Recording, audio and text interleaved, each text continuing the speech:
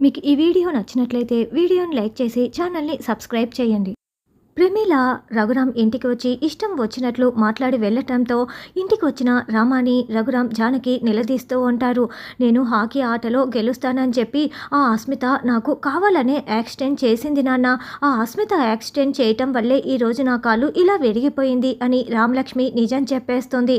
దాంతో రఘురాం చాలా కోపంగా ఆ అస్మితని వదిలిపెట్టకూడదమ్మా, రామా వెళ్దాం అని రామలక్ష్మిని తీసుకొని రఘురాం రామలక్ష్మి అస్మిత ఇంటికి బయలుదేరి వస్తూ ఉంటారు.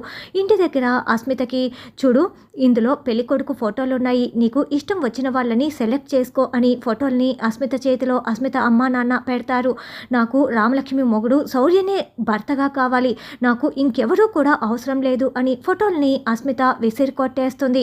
సరిగ్గా అప్పుడే రామలక్ష్మి రఘురాం అక్కడికి వస్తారు. వాళ్ళని చూసిన అస్మిత, ఏంటి రామలక్ష్మి, నువ్వు హాకీ ఆటలో ఆడకుండానే ఓడిపోతావని అర్థం చేసుకొని మీ నాన్న చేత శౌర్య కాళ్ళని మళ్ళీ కడిగించి నాకిచ్చి పెళ్లి చేయటానికి ఇలా మీ నాన్నతో వచ్చావా అని అస్మిత అంటుంది. నోరు ముయ్యవే అంటూ రామలక్ష్మి వెంటనే అస్మిత చెంప పగలగొడుతుంది.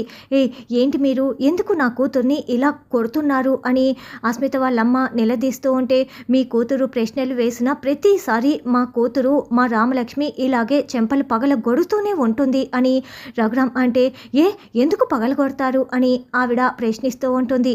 ఎందుకంటే మా రామాకి యాక్సిడెంట్ చేసింది ఈ అస్మితనే కాబట్టి అని రఘురాం అంటాడు. ఏంటే వాళ్ళు చెప్తున్నది నిజమా, నువ్వు కావాలనే ఈ రామలక్ష్మికి యాక్సిడెంట్ చేయించావా అని ఆవిడ కూడా చెయ్యి ఎత్తి కొట్టబోతూ నిలదీస్తూ ఉంటుంది.